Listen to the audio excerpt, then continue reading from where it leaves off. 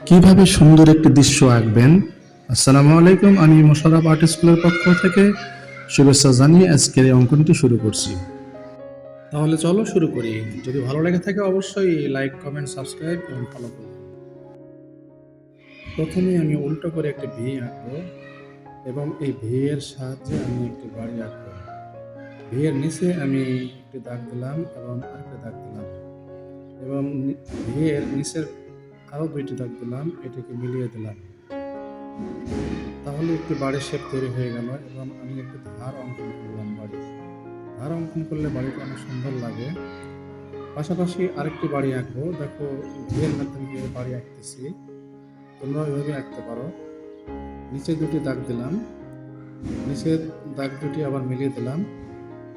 মিলে দেওয়ার পরে এই বাড়ির ধার অঙ্কন করব। বাড়ির ধার দুটি অঙ্কন করা হলো। এখন আমি দরজা আঁকবো। দেখো, এখানে দরজাটি ডবল করে নিচ্ছি যাতে করে কাঠের দরজার মতো দেখা যায়। দরজার মাঝখানে আমি অনেকগুলো দাম দিচ্ছি। দরজা আঁকা হলে ওই বাড়িটির আমি একটি জানালা অঙ্কন করব। জানালাটাও ঠিক ডবল করে নিলাম। ডবল করে মাঝে অনেকগুলো দাগ দেব, সুন্দর লাগে। জানালা অঙ্কন হয়ে গেলে আমি বাড়ির দুইটি গাছ অঙ্কন করব পিছনে। দেখো, ভিয়ের মাধ্যমে কিভাবে গাছ অঙ্কন করতেছি। ভি দিয়ে ডাল তৈরি করা হলে আমি এখানে পাতা আঁকবো। পাতাগুলো ঠিক আঁকতেছি মেঘের শেপ নিয়ে। মেঘ যেভাবে আঁকে সেই মেঘের মতো শেপ করে পাতাগুলো অঙ্কন করতেছি। পাতাগুলো একটু গোল করে বড় করে আঁকতেছি যাতে করে দূর থেকে মনে হয় যে একটি বড় ঝোপালো ডাল। দেখো কিভাবে অঙ্কন করতেছি। একটি গাছ আঁকা হলো এবং আরেকটি গাছ ভিয়ের মাধ্যমে কিভাবে গাছের কাণ্ড এবং ডালকে আঁকলাম, এটারও সেম পাতা সেভাবেই আঁকবো। মেঘের শেপ অনুযায়ী পাতাগুলো অঙ্কন করব। পাতাগুলো অঙ্কন করতেছি এভাবে। তোমরা পাতা গাছের সৌন্দর্যকে বৃদ্ধি করে। দেখো, পাতাগুলো অঙ্কন হয়ে গেলে গাছ দুটিকে অনেক সুন্দর লাগবে। গাছ দুটি আঁকা হয়ে গেল। এরপর আমি দূরে কিছু গাছ আঁকবো। যেহেতু দূরে গাছ আঁকতেছি, সেই হিসেবে গাছগুলো একটু ছোট হবে। এখানে আমি একটি গাছ আঁকলাম। এরপর কলার গাছ অঙ্কন করব। কলার গাছের কাণ্ডটি অঙ্কন করার পরে আমি এর পাতার শেপ অঙ্কন করলাম। পাতাগুলো আঁকতেছি, এখানে আমি 2 থেকে 3টি পাতা দেব। কলার গাছ আঁকা হলে আমি এই গ্রামের যে সীমানা, সেই সীমানাটি আঁকবো।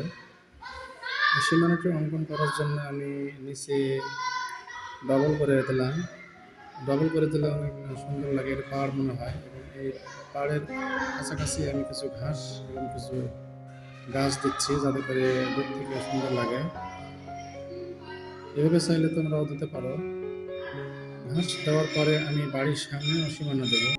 বাড়ির সামনেও আমি এরিয়াটি দিলাম। এখানেও নদীর পাড় হিসেবে বিবেচিত হবে। এটা আমি ডবল করে নিলাম যাতে করে একটি পাড় মনে হয়। ডবল করলে দূর থেকে অনেক সুন্দর লাগে। এরপর দূরে কিছু আমি বাড়ি আঁকবো। এই বাড়িগুলো যেহেতু দূরে সেহেতু ছোট হবে। দেখো, আমি কীভাবে খুব সহজেই বাড়িগুলো অঙ্কন করতেছি। এর পাশে আরেকটি বাড়ি দেবো। এটিও এ চিহ্ন দিয়ে, যেটা এ লিখে আমি বাড়িটি করলাম। এরপর একটি গাছ দিলাম, আরও কিছু গাছ দিলাম যাতে দূরে গ্রাম মনে হয়। এরপর আমি এই গ্রামটিকে একটি পরিধি দিলাম যে গ্রামটি কত বড় হবে। এর নিচে ডবল করে দিলাম। বাড়ির উপরে আমি পিছনে একটি নারকেল গাছ দিলাম।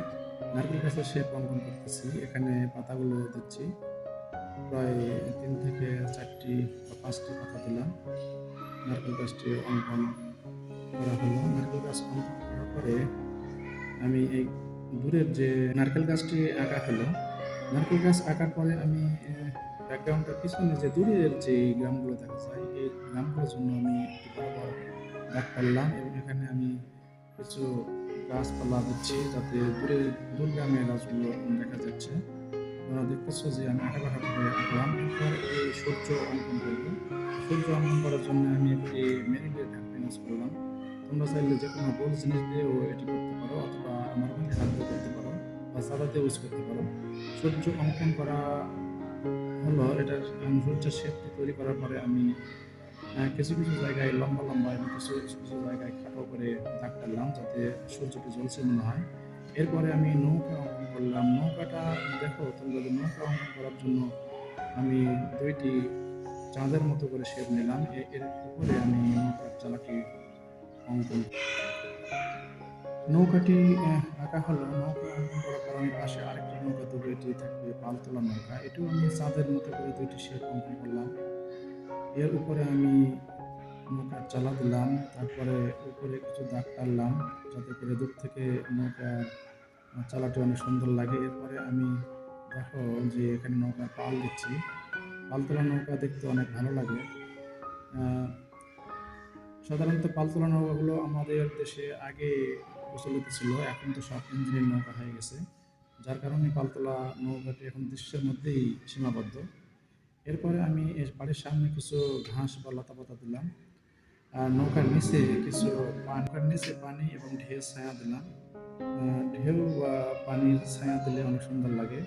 দূরগ্রামে যে গাছগুলো দেখা যায়, এখানে মনে করছি যে ২টি গাছ দিলে খুব ভালো লাগবে। দৃশ্যটি অঙ্কন করা শেষ হলো। দৃশ্যটি অঙ্কন করা শেষে কালার করে ঠিক এইরকম দেখাচ্ছে। কেমন লাগলো অবশ্যই কমেন্টসে জানাবেন। আল্লাহ হাফেজ।